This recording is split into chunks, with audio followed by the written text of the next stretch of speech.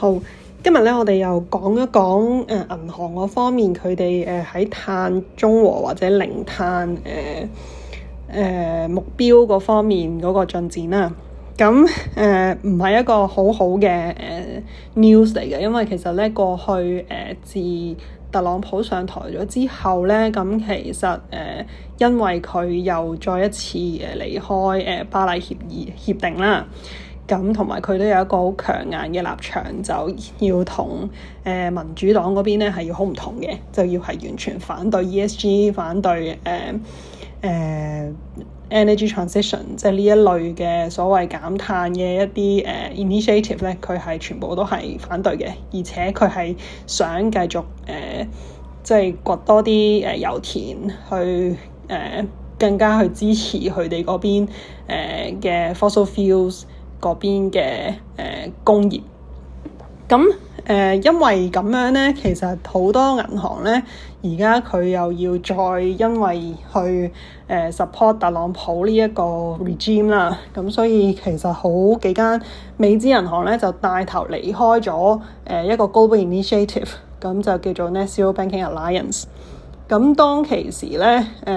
其實喺即係大家都仲講減碳講得好興合合嗰陣時咧，2015年嘅時候，其實好多銀行咧就開始要支持減碳嘅工作啦，覺得投資者同埋銀行嗰方面咧，其實都有好大嘅角色需要扮演。咁所以咧呢啲咁樣嘅 global initiative 咧，亦都喺嗰個時候咧就產生咗出嚟嘅。咁呢個係其中一個專為銀行去設立嘅一個global initiative 啦，就係要啲 banks 去 commit 佢會support net zero 呢樣嘢。咁除咗銀行之外咧，其他 asset manager 啊、insurance 啊、唔同嘅金融機構咧，其實都有一樣嘅 global alliance 嘅。咁收尾亦都 merge 咗做一個叫做 Glasgow Financial Alliance 咁樣，咁都係去 support net zero 咁樣嘅。咁呢幾間美資銀行退出，咁當然個考慮就主要係即係好大程度應該都係政治考慮啦。咁第二就係其實佢哋本身都知道去達至呢個零碳2050年呢個目標咧，其實係好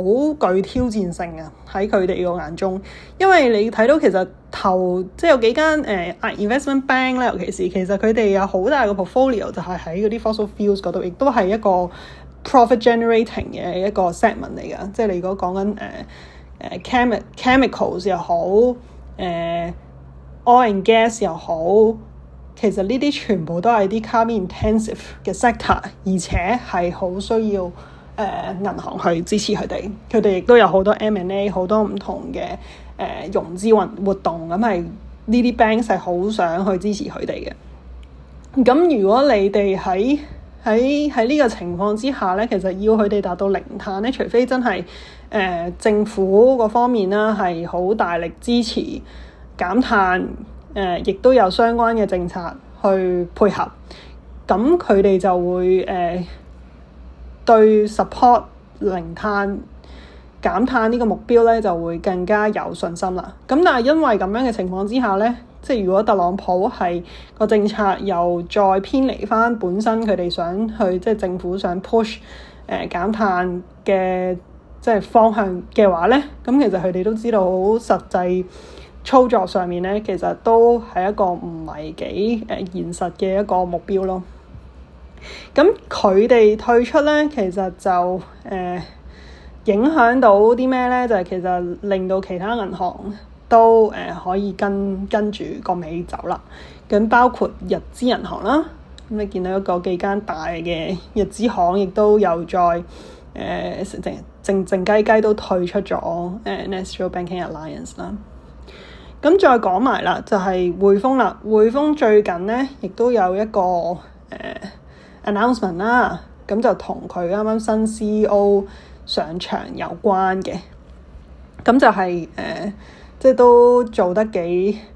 明顯咧，就係知道佢即係由佢上台之後咧，佢對 ESG 或者佢對減碳呢一個agenda咧，其實係冇咁重視嘅。點解咁樣講咧？因為喺佢上台之後咧，其實佢未上台之前咧，喺上年2024年1月嘅時候咧，佢哋就已經發布咗佢哋嗰個Net Zero Transition Strategy，咁就話係會開始 execute 噶啦。咁我問翻內部啲同事，佢都話佢哋係會係做緊嘢噶啦，即係都開始要做，即係要開始去向嗰個零碳嘅目標進發咁樣。咁點知冇幾耐之前咧，就聽到佢哋啲新聞咧又講啦，就話原來呢個 CEO 咧就上咗場之後咧，咁好快嗰個Sustainability Officer 即係 Chief Sustainability Officer 之前叫 Celine 嘅一位女士啦，咁佢本身都唔係 banking 出身嘅，但係佢就即係有個好深嘅 ESG background，咁就嚟 support 主要係 support 啦，點樣去減碳嘅幫間銀行。咁佢好快，差唔多係佢一上台就即刻可能第一個開刀嘅就係佢啦，咁佢就已經離開咗匯豐銀行啦。咁請咗個 replacement 咧，就係一個本身都係喺匯豐做咗好多年嘅一個 bankers， 就 join 咗，就 replace 咗佢呢個位，咁變咗就唔再係一個好深資歷，即係 focus on ESG 或者 sustainability， 因為有好豐富嘅知識嘅一個人啦，咁亦都係喺翻同行喺翻內部嗰度調翻上去。咁呢個係其中一個動作。另外一個動作就係喺亞洲呢一邊咧，我觀察到就係有好幾個比較 senior， 即係 MD level 或者有啲升得好快變咗做 director， 甚至 MD 即係幾年內嘅一啲所謂 ESG banker 啦，咁就都要離開匯豐銀行。咁睇到呢幾個 trend 咧，其實就係佢對呢一個零碳即係減碳呢個 agenda， 究竟對佢哋生意有幾大程度嘅正面或者負面嘅影響啦？咁我諗佢哋開始就有一個比較 clear 啲嘅立場啦，即係可能即係我覺得就有機會覺得其實呢一個 agenda 本身都係如果做得好嘅就可以幫到即係幫到啲生意，或者可以幫到有多啲 transaction。如果做得唔好嘅，咁就其實係拖垮咗你，可能唔 efficient， 或者你成日都敲門叫個客去減碳，但係其實個客根本都做唔到，或者係覺得好麻煩，或者你 increase 咗好多唔同 operational KYC 嘅 burden， 咁就令到嗰個成間銀行就即係個 efficiency 偏低咁樣，咁都會有呢一啲後果會出現嘅。咁所以即係某程度上，我覺得呢個新 CEO 上場做呢啲動作咧，其實某程度上都顯示咗佢哋對即係減碳呢一個agenda 上面咧，佢冇之前咁積極去推進，冇之前個 CEO 或者之前間銀行即係總體嚟講去推進。咁就衍生咗嗰個問題就係原來其實銀行都知道減碳呢樣嘢，其實佢哋都未必係take一個好主動嘅角色，因為其實佢哋都係睇嗰個睇返個即係實際嘅經濟活動究竟有幾多公司，有幾多人係真係 support 減碳呢一樣嘢咧。咁變咗其實係即係事實上亦都係一半一半嘅，即係有即係其實都係亦都係好 market driven 嘅。即係如果你話喺內地中國個減碳嗰個push 係咁 systematic 同埋係咁 predictable， 即係其實有晒政策，慢慢逐樣嘢同佢哋嗰個產業升級係好 align 嘅。咁你就會見到咁反而就可能都有機會可以即係 promote 到啲客，或者可以 support 到啲客去轉型咁樣。咁但係如果唔係嘅話咧，你去到一啲譬如亞洲地區咁樣，亞洲其實